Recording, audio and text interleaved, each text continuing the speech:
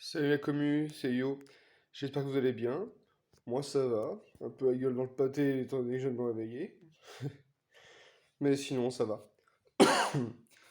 Alors là, vous voyez, ça fait pour la troisième fois que je vois la bande-annonce de Miss Marvel. La dernière date d'il y a 2 mois. Et je ne connais pas bien ce personnage. Pour être honnête, je n'ai peut-être connu qu'à travers le jeu vidéo Avengers. Que j'ai pris il y a un petit moment déjà. Que j'ai joué peut-être 2, 3, si c'est pas plus que ça. Le personnage était intéressant dans le sens où j'ai pu le manipuler, mais je trouvais que ça manque un peu de peps au niveau de ses pouvoirs. C'est trop semblable à ceux de Mister Fantastic, de Reed Richards. Honnêtement, j'ai pas trouvé plus badass que ça, ce personnage-là, quand j'y ai joué. Mais là, quand je vois la bande-annonce, je me rends compte que ses pouvoirs ne viennent pas d'elle. Alors après, peut-être que il y en aura d'autres explications en regardant la série quand elle sortira. Mais c'est bien intéressant de voir déjà que ça vient grâce à des bracelets, ces pouvoirs.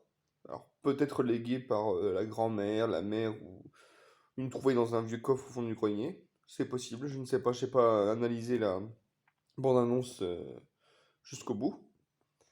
Mais c'est intéressant de voir qu'elle n'aura pas que les pouvoirs de s'étirer comme Histoire Fantastique, mais des pouvoirs cosmiques qui lui permettent de faire apparaître apparemment des espèces de plaques d'énergie cosmique sous ses pieds, un peu à la manière de Mordo dans Doctor Strange, le premier, lorsqu'ils font un entraînement au combat. Ça, c'est intéressant de voir qu'ils ont un peu modifié le côté élastique pour la rendre un peu plus cosmique. Ça, c'est vachement bien.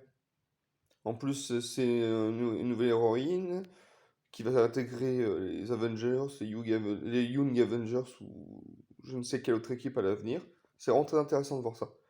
Le costume est pas mal, un peu trop ressemblant à celui de Captain Marvel dans les comics, mais après ça reste Miss Marvel, donc ça reste dans la même lignée de noms que ces personnages-là. Donc ça peut être intéressant.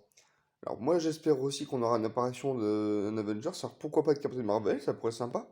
Ou d'un autre Avengers proche de Captain Marvel, dans le genre de Hulk, qu'on a vu dans Shang-Chi, qui pourrait lui expliquer que les pouvoirs de son bracelet viennent de je ne sais quelle énergie cosmique semblable aux anneaux de Shang-Chi, et que maintenant elle est devenue une super-héroïne, ou même que ce soit Wong, parce que c'est lui qui avait été chercher Shang-Chi dans le film, à la fin, dans la scène post-générique. Donc ça peut être intéressant. Après, la musique a l'air d'être pas mal.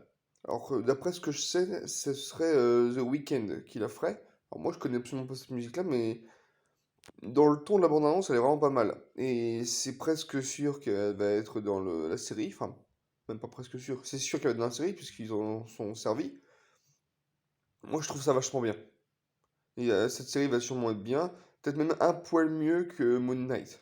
Parce que Moon Knight, j'ai trouvé qu'il manquait un tout petit truc dedans qui faisait que on savait vers quoi il se dirigeait. Si on savait savoir dans quelle espèce de production il allait se produire après. Parce qu'en général, on a toujours moins d'Avengers. Là, on n'en avait pas dans celui-là.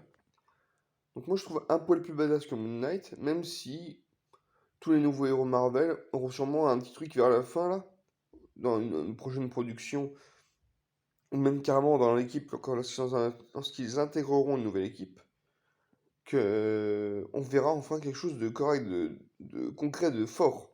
Une combinaison de pouvoirs, pourquoi pas, ça pourrait être très intéressant. Mais là honnêtement, non, j'ai pas été déçu. Cette bande-annonce là au départ, la première fois que j'ai vu, je me suis dit ouais, faut voir. Là, plus je regarde, plus je me dis, ça peut être intéressant. Ça peut être vachement bien comme série, elle peut être bien traitée, tout le bazar. Donc, à voir. En plus, une adolescente, ça fait un peu rappeler aussi Peter Parker. Ses débuts en tant que Spider-Man.